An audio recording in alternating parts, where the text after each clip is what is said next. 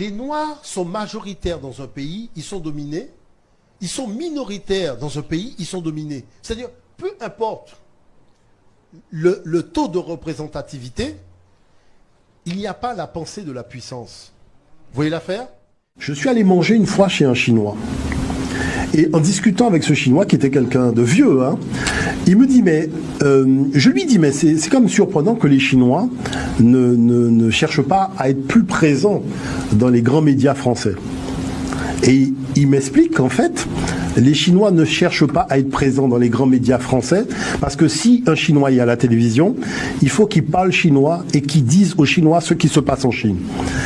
Et en prenant les chaînes câblées, il m'a montré en fait que les Chinois ont plein de chaînes de télévision, on parle chinois. Et il a fait venir son fils, et il a demandé à son fils, qu'est-ce qu'on dit dans cette chaîne de télévision? Et le fils lui a dit, papa, là, on dit que à Shanghai, c'est la météo, et qu'il va faire beau cet après-midi. Et il me dit, vous voyez, quand un Chinois est à la télévision, non seulement ça permet à un Chinois, un enfant chinois qui n'est pas en Chine, de travailler la langue, mais en plus il sait ce qui se passe en Chine. Est-ce que lorsque vous avez Harry Roselmack à la télévision, il parle de ce qui se passe en Guadeloupe? Non. Et c'est là que je me suis dit, mais attends, mais il y a un problème. C'est que tout ce temps que j'ai passé à faire ça, en fait, j'ai tourné en rond. Et c'est comme ça que je suis parti mener une autre lutte. C'est pour monter maintenant des chaînes de télévision câblées.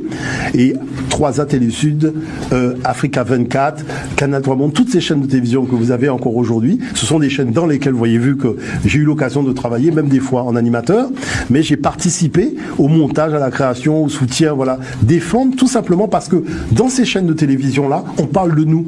Quand je reçois un chef d'entreprise, c'est un chef d'entreprise d'ici, c'est un chef d'entreprise du Cameroun, c'est un chef d'entreprise de Côte d'Ivoire, un chef d'entreprise de Guyane. C'est-à-dire que je fais intervenir des gens qui nous concernent au premier chef dans l'information qui divulgue.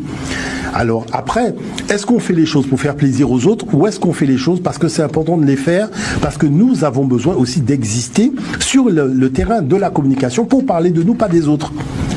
Et c'est toutes ces choses-là, vous voyez, donc c'est pour ça que je dis, au niveau de ce genre de combat, je pense que le vrai combat, c'est de construire son royaume et ne pas chercher à être prince dans un royaume qui ne vous appartient pas. Non, parlons de la problématique de l'esclavage et des razzias négrières.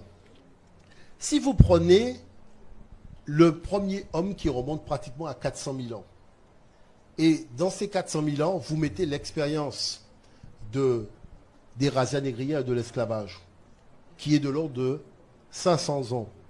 Ça représente 0,0000000000001 en termes de temps, d'espace-temps. On ne peut pas focaliser la projection que nous avons sur nous-mêmes sur une infime partie. Je parlais de l'ordinateur, par exemple. Vous imaginez que sur les 9 brevets les plus importants de l'ordinateur, il y a un noir qui détient 6 brevets. Personne ne le connaît. Il s'appelle Mark Dean. Mais quand vous parlez de gigaoctet, par exemple, c'est lui le père du gigaoctet. Vous voyez? Et c'est lui qui a lancé la marque Lenovo. Quand vous voyez Lenovo, c'est Mark Dean. Et il a fait une interview sur CNN, dans The Times, il a parlé de l'avenir de l'informatique. Mais la chose, c'est comment vous faites pour imaginer que l'informatique fonctionne avec les mathématiques africaines. C'est un noir qui détient 6 brevets sur 9. Et vous avez des ingénieurs informatiques qui ne savent même pas qu'il y a un noir qui est à ce niveau-là dans l'univers de l'informatique. Maintenant, ce même noir aurait vendu du shit à la 24e avenue, on l'aurait connu. Donc, ce qui veut dire que quoi? On organise le négatif sur le positif de manière à faire en sorte que nous ayons toujours ce déficit de souveraineté. Ce qui montre bien qu'il y a manipulation. Si tu n'as pas la volonté, tu ne passeras pas. Parce que je suis là pour t'empêcher d'avancer. Si tu n'es pas déterminé, tu ne passeras pas. Parce que je suis là pour t'empêcher d'avancer. Si tu n'as pas la connaissance, tu ne passeras pas. Vous voyez l'affaire? Donc c'est pas qu'il veut, c'est là pour nous empêcher. Mais c'est pour que nous puissions comprendre que sans élévation, on n'accomplit rien. Il faut que nous apprenions à nous élever. Et quand on aura fait ce travail d'élévation, vous allez voir que tout deviendra beaucoup plus simple. Parce qu'on aura quitté un certain nombre d'idées et de principes qui sont des pensées limitantes. On a beaucoup trop de pensées limitantes alors qu'on a une culture qui a un potentiel énorme. Donc il faut véritablement se donner les moyens d'avoir cette pensée infinie, celle qu'avaient nos ancêtres. Parce que vous imaginez, il y a un cher ami qui dit, si nous construisions un monument avec 3 millions de blocs de pierre de 2 tonnes. Et il n'y a que des Noirs. Et les Noirs disent, ouais, c'est vrai, tu as raison, c'est une très bonne idée. Comment tu vois qu'on pourrait construire ça? Vous voyez l'affaire?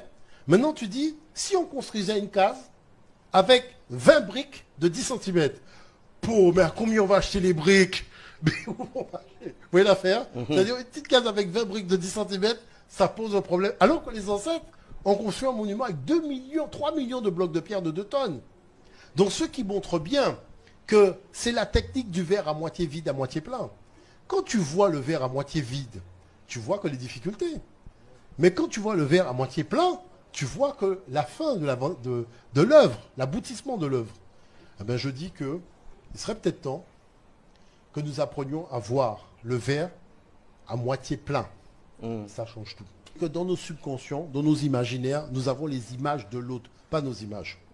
Parce qu'il nous manque des ouvrages, il nous manque des iconographies, il nous manque des visuels pour faire en sorte que depuis tout petit, l'enfant puisse avoir des images qui lui montrent la beauté du monde noir, la grandeur du monde noir, qui lui montrent des choses extraordinaires. Est-ce que vous voyez l'affaire? Et c'est ça qui fait que le fait de ne pas avoir un certain nombre d'images positives dans l'imaginaire, eh bien, quand on va dans notre imaginaire, on va à la cave. Et on reproduit la cave dans nos existences matérielles. Maintenant, donc tout ça doit montrer qu'il y a en fait un effort de projection de nous-mêmes que nous devons faire dans l'avenir, de manière à faire en sorte que nous puissions, tout simplement, nous arrimer à cette projection. C'est-à-dire, si dans l'avenir on se voit grand, vous allez voir que nous allons agir de manière à aller vers cette grandeur. Mais si dans l'avenir on se voit mendiant au bord de la route, eh bien, on est en train de prendre le chemin de la mendicité. C'est-à-dire, c'est cette projection qui va nous fixer le cap collectif. Et ça, c'est important de décider une bonne fois pour toutes comment on se projette dans l'avenir. Vous savez ce qui manque? Un objectif. C'est tout. Il nous manque un objectif collectif. Et cet objectif collectif ne concerne pas l'autre. Ce n'est pas par rapport à l'autre ou contre l'autre.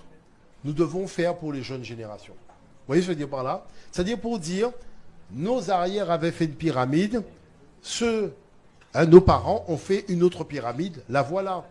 Mais il nous faut un objectif. Vous voyez ce que je veux dire par là?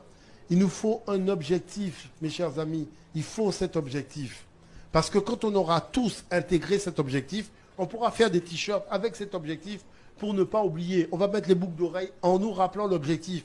On va mettre nos bracelets en nous rappelant cet objectif. Et tous les matins, on sera des millions à nous rappeler cet objectif. Forcément, on va l'atteindre. Forcément, on va l'atteindre. Vous voyez?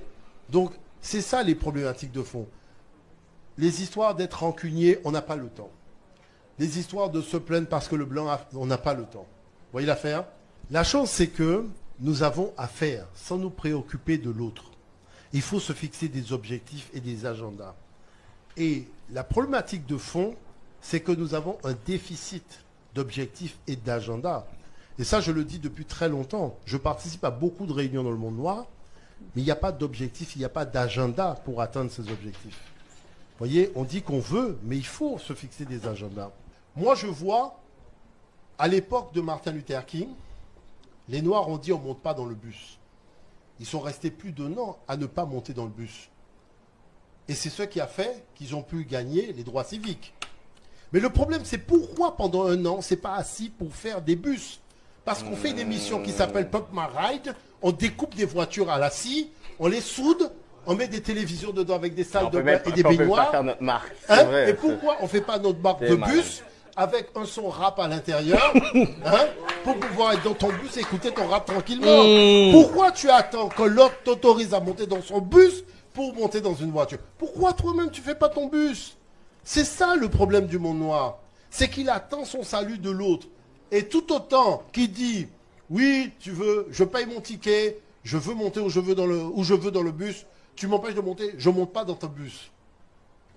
Mais si tu dis, écoute, tu sais quoi, tu vois ton bus, franchement, ça ne m'intéresse pas. Moi, j'ai le mien. Est-ce que tu reprends l'affaire? Et comme tu as oublié que 80% de ton chiffre d'affaires vient de ma communauté, c'est toi que bientôt tu vas marcher à pied, mais je ne te prendrai pas dans mon bus. Tu vas apprendre à marcher. Et c'est là que, même c'est comme ça, c'est là que, à partir de ce moment-là, vous avez votre